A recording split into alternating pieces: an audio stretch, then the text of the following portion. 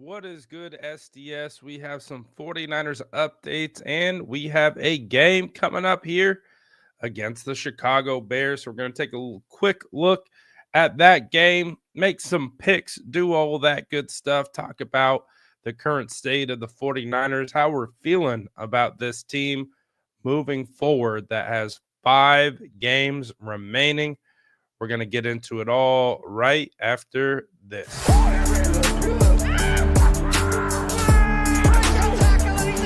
Smash that like button if you haven't already. Love to see it.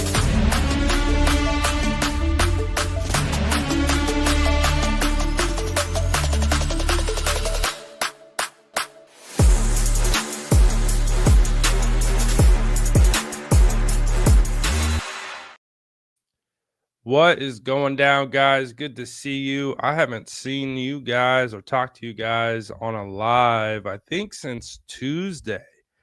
I don't know if you can hear it in my voice, but man, I've been sick as a dog. And we had like this stomach bug just rip through our house. Insane. As some of you guys know, I have 4 kids. It was quite the experience for a while there in our household. So I didn't do a whole lot of stuff on Wednesday or Thursday. Trying to get back into the saddle. Voice is a little jacked up, but we're going to do our best to get through this and talk about, the current state of where the 49ers are at, some of the updates heading into this upcoming game against the Bears, and kind of where we see this team going, and can they come away with a W? That's going to be the big one. So we'll see. We'll talk about that all. One of the surprises from today's practice is you had Gary Kubiak show up. So former NFL head coach alert at 49ers practice today. To be honest, nothing crazy here. His son is currently on staff. There's a long relationship between Kyle Shanahan, Mike Shanahan, and the Kubiaks. So my guess of what this situation was is Gary just coming through, getting out, getting outdoors, getting around that football environment. Football guys like to be around football. So anytime you get some, an old ball coach out there at practice, makes them happy, gets them back in that environment, gets the juices flowing. So some people are like, oh, Gary Kubiak, future coach, da da da. I think it's just more, obvious tie in to the 49ers and their current staff. I just think that it was, bringing them out, seeing what it's all about and all that good stuff. So, anyways, I didn't think too much of it. If you did, let me know. But some of the updates as we head into this game, the 49ers are going to be officially without Trent Williams. I don't think that's much of a surprise. Obviously, he's going through a lot of things right now on and off the field. So obviously, Trent can take as much time as he needs. Nick Bosa, he missed the game against Green Bay. He's missed the game against the Bills. And he potentially could miss this upcoming game against the Bears. So that would be 3 weeks in a row that Nick Bosa will be out with a hip oblique injury. Obviously, hey, the 49ers need that guy. No ifs, ands, or buts about it, especially with how decimated they are on the defensive line. They are just so hurt. They're down so many guys. It's just it's a tough situation to be in. But so Bosa is officially doubtful, which kind of leaves a shred of optimism that he maybe could be able to go, because obviously he hasn't been ruled out. So I wonder if he will be a game time decision or not. Kyle Shanahan didn't indicate one way or the other. So we'll have to see how that goes, but no Trent Williams. So Jalen Moore will step in. Dre Greenlaw is out. George Odom is out. Jordan Mason is out. We obviously knew Jordan Mason was going to be out. We're actually just waiting for Mason to be placed on IR. Not really sure what the holdup is. I'm sure it's some kind of roster implication that's holding that up. So for now, Jordan Mason is ruled out. But I don't think we expect JP to return this season. And Dre Greenlaw, John Lynch kind of revealed today on KMBR that he expects Dre Greenlaw to return next week against the Rams. So it's a short week. I think there would have been a real chance for Dre Greenlaw to play in this game against the Bears if it wasn't a quick turnaround to Thursday Night Football. I think they want to be able to give Dre Greenlaw enough time to recover, especially after his first game back from the Achilles rupture. So, getting back out there, your legs are going to be tired. You're going to be sore. You're going to be feeling some things that you haven't felt in a while. So then to flip that and turn back around and play against the Rams week 15, I think that's why they made that decision. He's probably ready to go, probably could go, but I also understand being cautious on a short week. So we'll see.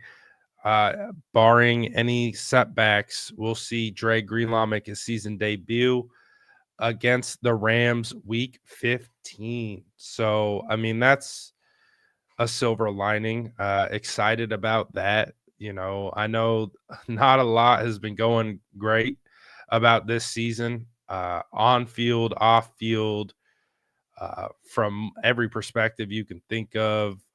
Just not going the 49ers way. So being able to get a guy like Dre Greenlaw back, I do think uh, we'll give a little bit of juice. And I did see some people in the comments ask, well, why would you even bring back Dre Greenlaw at this point? Many believe the season is over with no real shot at getting into the playoffs. And my reasoning for why Dre Greenlaw needs to play is because he's a free agent at the end of this year. He's an unrestricted free agent. He will be hitting the open market. He needs to get some snaps under his belt so that he can earn a contract. He deserves that right. I know the 49ers obviously, might be cautious with him, but from his perspective, I would imagine that he wants to get back out on that field and he wants to play. He wants to earn some money, He wants to prove that he's back, wants to prove that there's no setbacks. He's still explosive, still the same Dre Greenlaw that we once know. So I do expect that Dre Greenlaw wants to be out there and he wants to play. So we'll see him against the Rams and we'll see how that goes. We have some questionable players. Aaron Banks actually surprised me popping up as a questionable because he missed all week. So he did not practice Wednesday, Thursday, Friday. He is dealing with a concussion. So I would assume he's still in the concussion protocol. However, he popped up on the injury report as questionable. So there is still a chance that we could potentially see Aaron Banks in this game. I think if he hasn't practiced all week, you should probably just roll with Ben Barch. And I think for the 49ers' sake of evaluation, this actually gives them an opportunity to be able to evaluate him properly. Yes, I posted a film breakdown to the channel. I posted clips on Twitter. Ben Barch had a hell of a game against the Bills. Actually, one of the better interior performances that we've seen by any offensive lineman this year, and that includes Dominic Pooney. Ben Barch played really well. Now, granted, surface could be an issue for some of those things, and could play a role one way or the other. I still think I was able to determine whether or not Ben Barch was good or not. But what we will be able to see is how he can stack. Can you replicate that performance week in and week out? And that will be the biggest test because obviously, when you look at performances from football players, a lot of guys can go out there and play and make plays and do it in a vacuum. And that you can do that. It's being able to do it consistently is what is the true measure of how good you are. So Ben Barch will have an opportunity, hopefully, to be able to prove that against the Bears. And that might be a great opportunity for the 49ers to evaluate the future of the left guard position. I kind of feel like their decision is already made with Aaron Banks. If I had to guess, I would assume they're going to let him hit free agency and let him sign elsewhere. I kind of felt like the Dominic Pooney draft pick was actually the guy to like replace um, Aaron Banks. We've seen the 49ers do that with Aaron Banks when Lincoln Tomlinson was heading into free agency. They drafted Aaron Banks a year ahead, and then they plugged him in when Lincoln Tomlinson signed elsewhere. So I feel like that was the thought process for drafting Pooney, except Pooney got into the starting lineup and he never gave it away. So I think the 49ers have made their decision on Aaron Banks. And I think that came during the draft last year that they are going to, be moving in a different direction. So it does make sense for them to be able to see what they got in Ben Barch and if they could, potentially sign him to compete for a starting offensive line position next year. In regards to Talanoa Hufanga, I found this one to be interesting because he is questionable. He's still technically on IR, so he has to be activated from IR. So that would come. We would get that announcement on Saturday, so tomorrow. So we'll see. Maybe there's a chance Talanoa Hufanga plays tomorrow. I don't know. I mean, keep in mind he is dealing with like a wrist thumb issue. So theoretically, throughout all this time, he could still be doing cardio. He could still be working his legs. He could still be doing things that just can't utilize his hands. So maybe Talanoa Hufanga is a little bit further along and could actually step into play this week. So maybe what we see on Saturday is we see Talanoa elevated from IR and we see JP deactivated to IR. So that might be the roster move that we get on Sunday. So just keep that in mind. I apologize. I don't know if you can hear it. My voice is tore up. Demetrius Flanagan Fowles is questionable. He's been dealing with some injuries as well.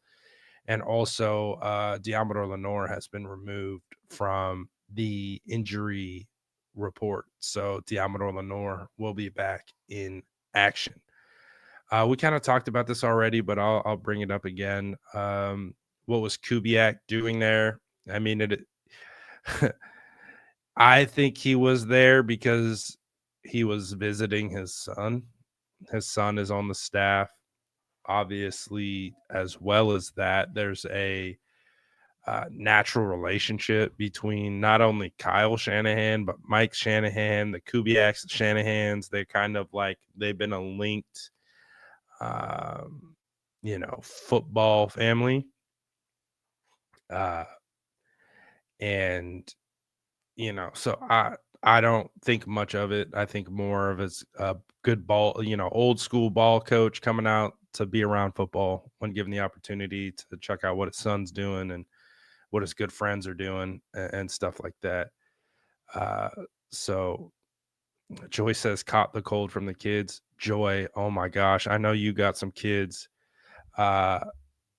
If I could tell you the story of what had actually happened over these last couple days, oh my gosh, it was vomit-geddon. It was insane. I can't even express to you how crazy it was. I've never experienced anything like it because, Joy, as you know, kids bring home things all the time. Um, and when I don't know how it happened. I don't know who's, responsible for it, but I'm just gonna go into detail because why the hell not? um, it started with I think it started with my youngest.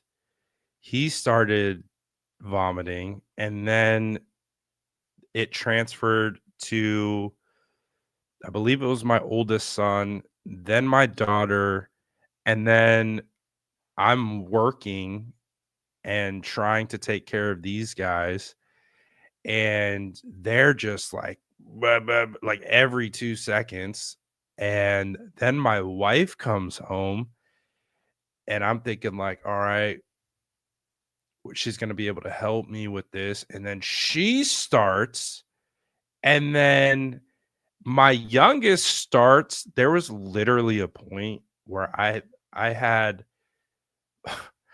my wife and my youngest were vomiting at the same exact time. It was insanity. Like, it was insanity. I felt like, I it was crazy. Um, it was insane, and I for whatever reason, I had not gotten it. They had all just gotten taken down instantly, and so I'm running around taking care of them all throughout the night, all of this stuff, and then, it was all night, like, all night. Everyone, 5 people, 4 kids, my wife. Um, dude, it was crazy. It was crazy. I don't know how else to explain it.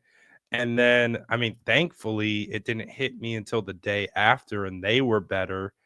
But man, if it had hit me, dude, I don't know how we would have survived because there was so much going on. It was a crazy time. So that's my story of why I haven't been live since Tuesday.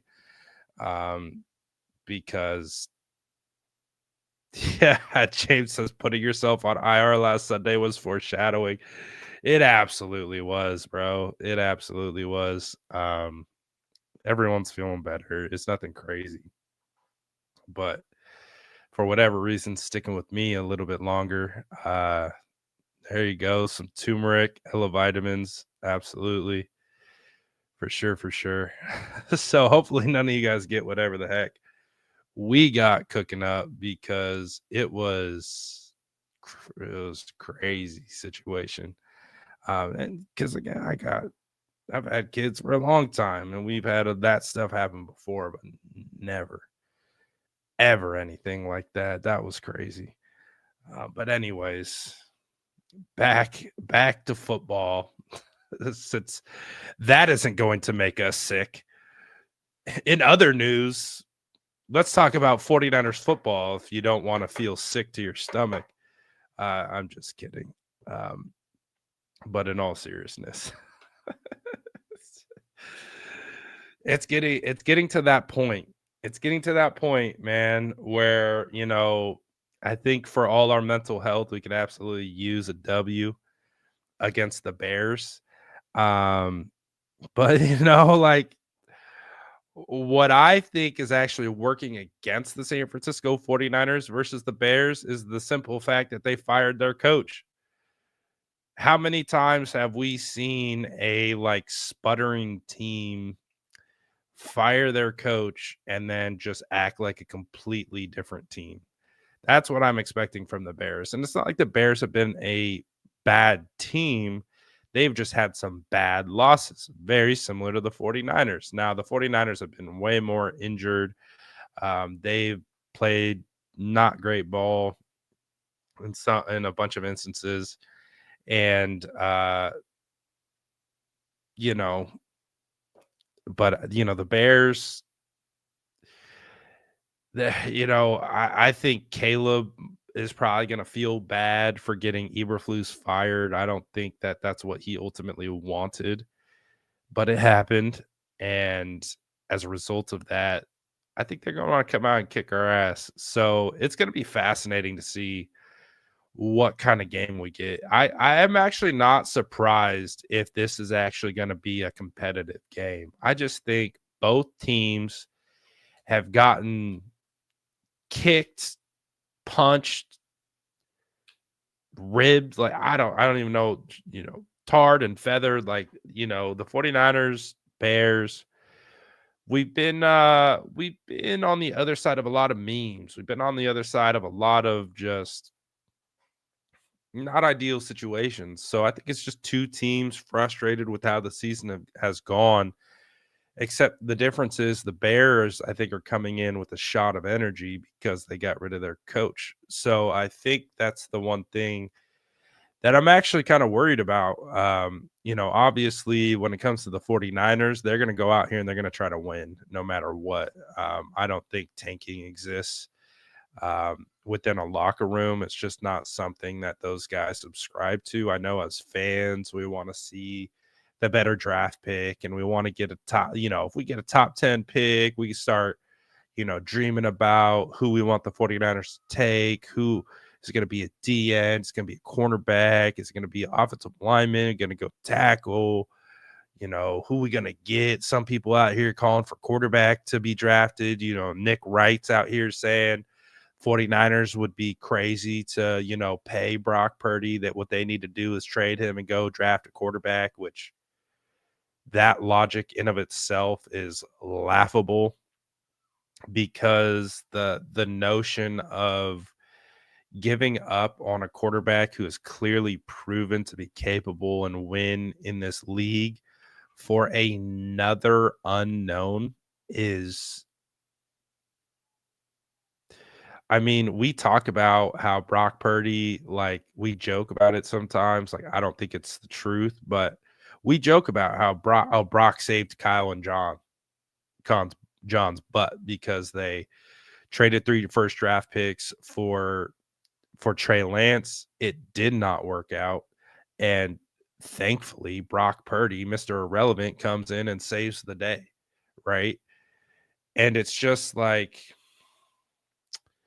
to go through that again, to just assume that whatever rookie you're going to draft is somehow better than Brock is a ridiculous notion, and it's not even rooted in facts. The number one position that has the biggest hit rate or biggest miss rate in the first round is quarterback. You It is so hard to hit on first round quarterbacks. It's just what it is. And this isn't even a strong quarterback class. Like, it no, I don't know. The logic is so flawed. Um, it's an emotional take, but I get it, you know. If you're rooted in your belief and you're rooted in that process, that's what you're going to go off of. You think that the 49ers will somehow be able to just draft a quarterback that's better than Brock when the NFL draft, including the 49ers own history, has proven that, bro, Kyle doesn't like rookie quarterbacks. Like, do we not have a good enough read yet that Kyle doesn't want to go through the growing pains of a rookie quarterback? He does not want to do that. I was hesitant in 2021 that he really wanted a rookie quarterback. But I just think that's just where it landed. They struck out. They tried to get Stafford. They tried to get Deshaun Watson. They tried to do a bunch of different things. It all landed flat. They tried to get Aaron Rodgers on draft night. They tried to do a bunch of different things. Didn't work out. and they had to settle for Trey Lance. I don't think they wanted Trey Lance. I think it unfortunately kind of backfired in their face, and I don't know. I don't know. I don't think it would be something that they should attempt to try again. Um, if anything, if the 49ers were really in that conversation of trying to get a different quarterback, it would be a veteran. It would not be a rookie. That's just my 2 cents on that. But when we look at this roster, um, DeAndre Swift, DJ Moore, they're both questionable, but you got Roma Dunze, you got Keenan Allen, obviously Caleb Williams.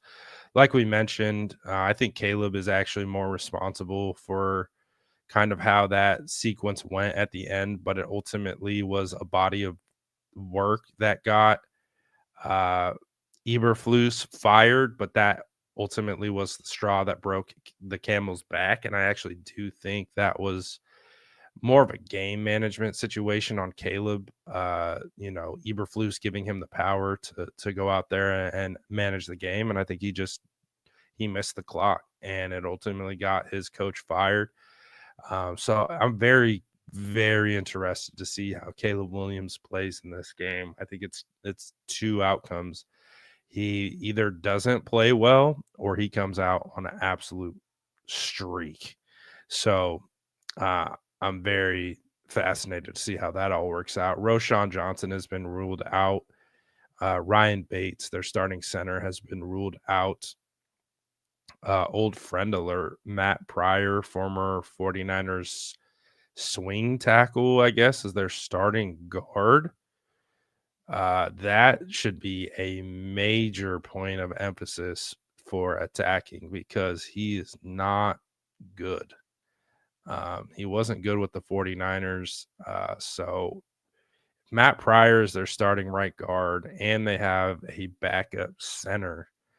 And this offensive line should be able to. I say should, right? I say they should be able to, but the 49ers are also banged up on their defensive line. So we'll see, man. We will see. That to me is where you neutralize this offense. It's through the interior. So Malik Collins could be in for a big game today. So we'll see about that. I'm just going to cruise through this one today. When we look at the defense, we have, Montez Sweat. Zach Pickens is a guy that I like. Actually, both these guys I wanted the 49ers to consider drafting. So they're decent. They're still young and still have a lot to prove. But Elijah Hicks, their starting safety, is out. So you're probably going to get Jonathan Owens. Also, uh, Jaquan Brisker is out.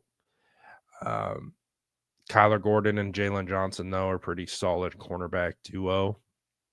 And then Tyreek Stevenson isn't a bad nickel. And then Kevin Byard is all right. Oh, Tarvarius Moore, old friend alert. Former 49ers third round draft pick in 2018. I think we all remember Tarvarius Moore. I wasn't particularly a huge Tarvarius Moore fan coming out of college. He seemed really raw and unrefined, and that proved to be the case in the NFL. So if Tarvarius Moore gets some snaps, that's definitely someone that we want to target. Obviously, Tremaine Edmonds has been a pretty solid linebacker in the NFL. TJ Edwards is good too. So, but you know, I have a hard time like looking at the roster and being like, if anything, man, the 49ers are a bigger detriment, I think, to themselves than that Bears defense or offense. Um, that's just really where I think they're at this point is like, I'm more concerned about how they play. I'm less concerned about who plays against them because If they can get it together and they can actually play some freaking complimentary football, then maybe there's a chance. Maybe there's a chance.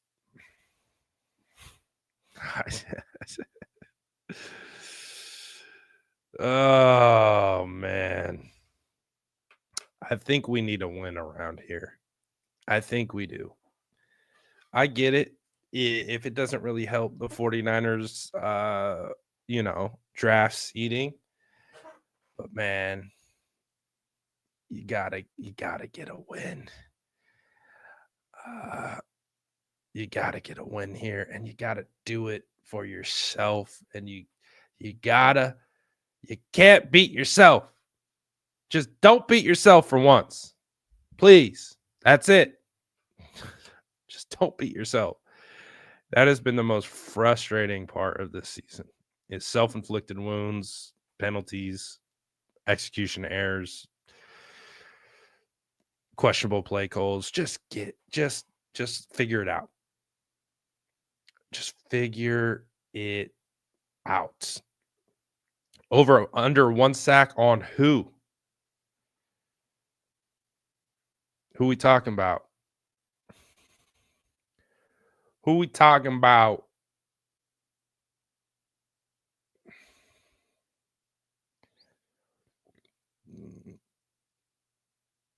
Who we talking about? Sorensen is messing us up. Dude, our defense has been a mess since we lost D'Amico, man. I miss D'Amico so much. You know, the Wolverine meme? I lay in bed and think about what's D'Amico Ryans doing right now? Is there any way we can get D'Amico Ryans back? Man, I miss that guy. We were so lucky to get him for 2 seasons. D'Amico could have been gone after the first year. That's how good of a coach he was. I miss D'Amico, man. He's such, and the way he handled this whole Aziz situation. He's just pure class, man. He's a former player. He gets the schematic part of it. He knows how to connect with his players. He knows how to say all the right things. Dude, I love D'Amico. I love D'Amico. I think he's going to be one of the best head coaches in the NFL. I've said it for a while. He's just so good at his job. I love D'Amico. D'Amico's the man. D'Amico is that guy. All right, let's make some sleeper picks since I'm just going to be a degenerate and make some picks on this game. Again, it could go multiple ways on this one. I think one of the things that I'm going to be keying on is that offensive line for the Bears. So I think that's going to be an interesting element to that. Let's take a look at these moves. We'll just get this. We'll get this popped and locked. Hopefully our sleepers cash so we can have some excitement. I'm gonna go George Kittle. George Kittle only had 1 target. He's a Bears fan. Grew up a Bears fan. I feel like George is gonna have a day. I'm gonna go anytime George touchdown. With let's see, how do they stack up against our defense? Cole Kmet might be a guy that I look at, because although Cole hasn't really got on the same page with Caleb this year, Cole is a talented guy, and we have a potential mismatch at safety and linebacker if it's Devondre Campbell or Jair Brown on Kmet. So I'm going to take that logic and think that they might try to get him the ball. So, and his over under is only set at 32.5 reception yards. So that seems like a cash. And then we got to pick one more 49er. Who do we want to go with our last 49er? Ooh, this might be a good Isaac Garendo play. Ooh, do we go Garendo?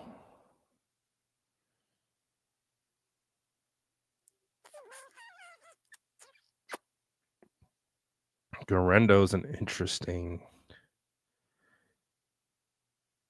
target, except his numbers are very high.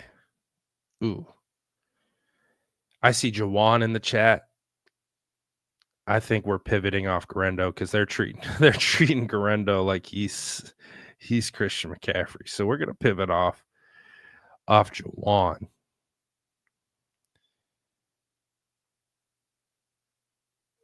And I like the Jawan. We could go Jawan receptions at 4.5 or Jawan yards. I like Jawan yards at 55.5. I'm gonna take the over on that. Yeah, we're gonna go with that.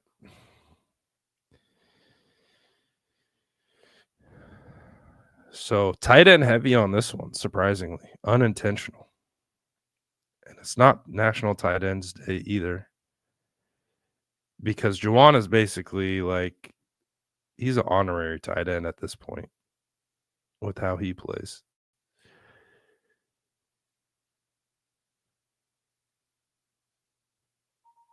Not bad. Not bad. So if you guys care to join in on the sleeper fun, all you got to do, sign up using the SF Niners, get up to a $1,500 deposit match on your first try. And then these are the picks that we just made for our game this weekend. Airdrop failed. Get out of here. Scram technology. You better accept my airdrop. You better do it. These are the picks that I made. Jennings over 55.5 yards. I think it will be a high scoring game. I do. Great to see you too. It's been a while. Shout out to you guys, man. I think it's gonna be a high, I think it's gonna be on the higher end. I think that, like I said, I think both teams are gonna be weirdly motivated for this one. I think the 49ers are tired of getting their cans kicked. I think the Bears getting their head coach fired is gonna be a huge source of I think both of these teams are gonna come in like, all right, we can't lose to that team. We can't lose to this team. So I actually think it could be a pretty high scoring game. Especially with the kind of current state of both the defenses right now. So I like Komet just simply off matchup. Kittle, I feel like, is good for a touchdown, especially after last week. And Jennings, I'm going with the receptions. So let me ask you guys this. What are your score predictions for this game? What do you guys anticipate the score is going to be? Like I said, I think it's going to be actually kind of a shootout. I really do think it could be a situation where it's like last man, last team who has the ball. The Chicago Bears are obviously a younger team. They have some talent. They have some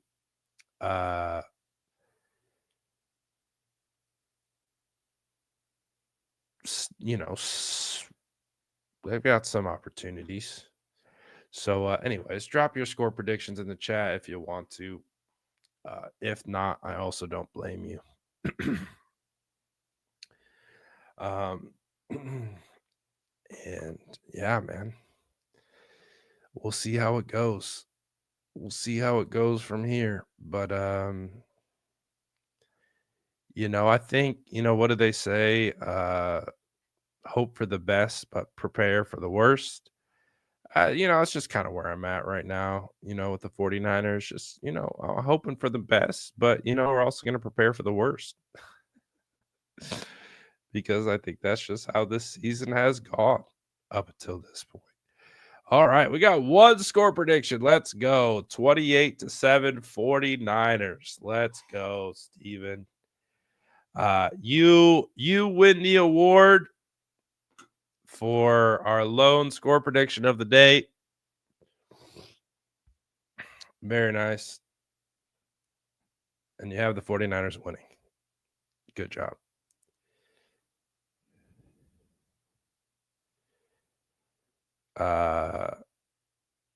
Am I going to this game? Yeah, I'm going. I mean, it's only 3 home games left. Only 3 home games left in the season, which is just absolutely crazy. So yeah, I'll be there. Win, lose, or draw. Picking my behind up off the turf. Yeah, I'll be there.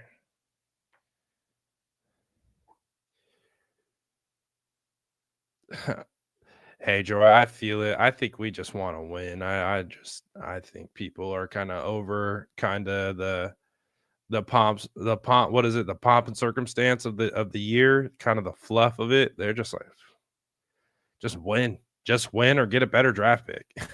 That's real. That's really where we're at.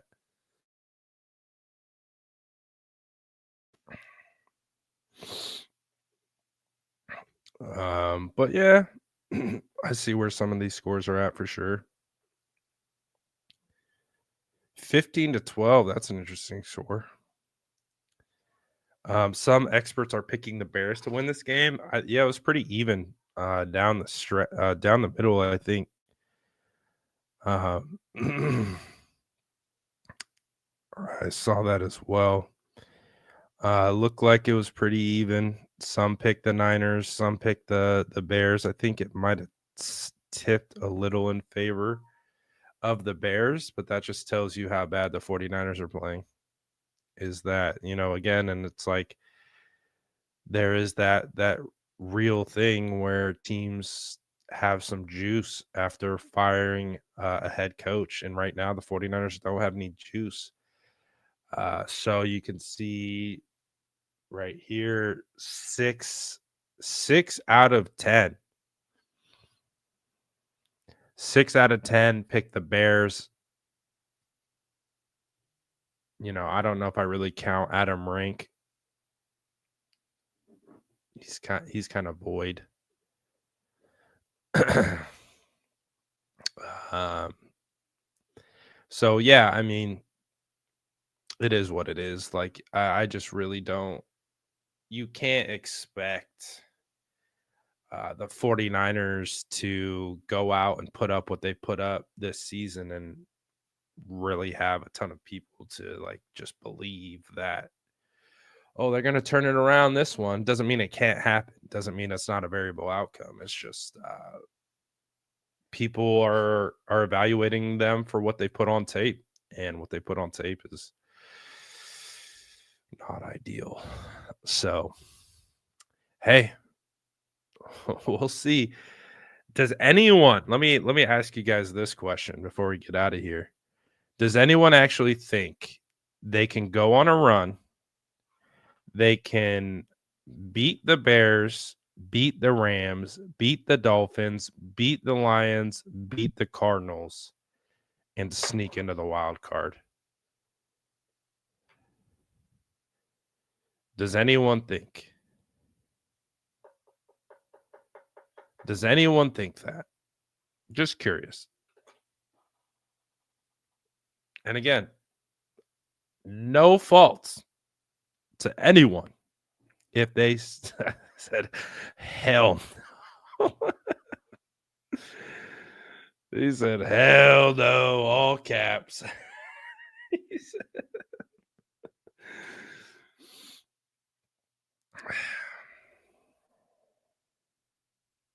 Some do, some don't.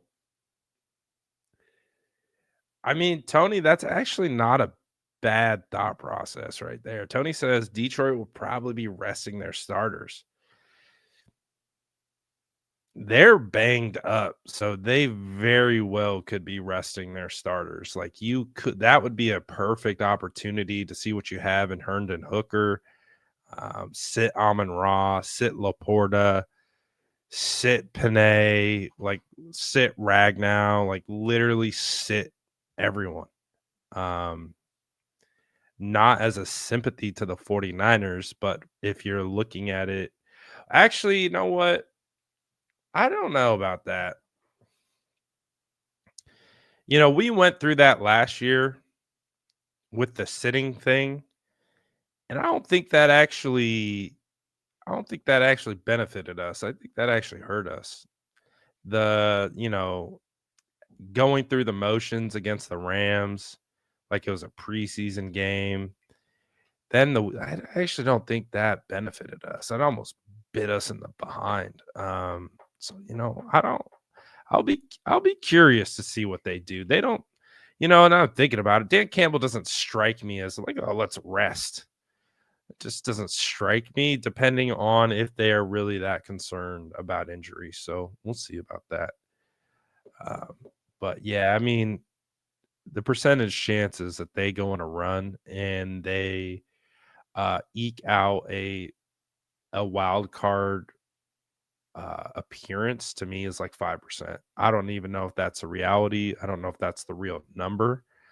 Um, but it just feels like there's there's a chance because they're not mathematically eliminated yet. But in order for them to realize that chance, they got to do everything right. So, and that's just not been the MO of the season. So, it is what it is. I appreciate that. Thank you very much. I saw some of you commenting on Flomentum earlier as well. We always appreciate the Flomentum support around here. It's winter time, so it's like it's time to it's beanie and Flomentum weather. So I think this might be the look at the game as well. So we let it go.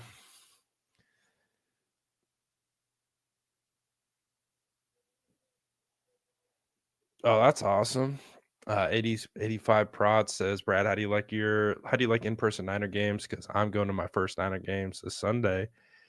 I mean, Niner games are great when they're not beating themselves. Like,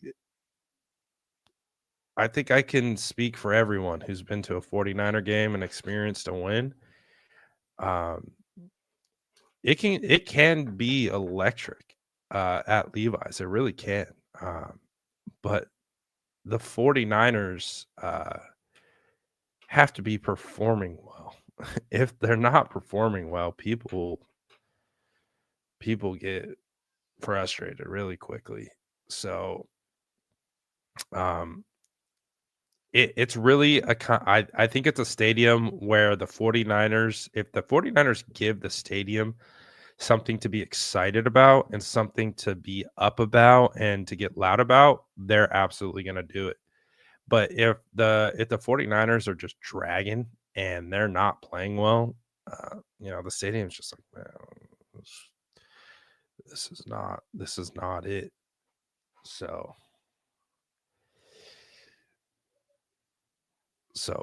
but I do enjoy it. I think it's I've been on a couple road trips now. Uh, so I think the Niners have a pretty enjoyable viewing experience. I think it's good for the most part. Just my advice would be figure out how you're going to get there. Traffic, always keep an eye out for that. Try to figure out where you're going to park. Um, that's always kind of the biggest headache is getting in and out of that place. But other than that, but I appreciate everyone as always for tapping in. I think I'm gonna head out for this one. We will we get to do it again on Sunday. Let's go. Hopefully you guys have a great rest of your Friday night. Appreciate you all.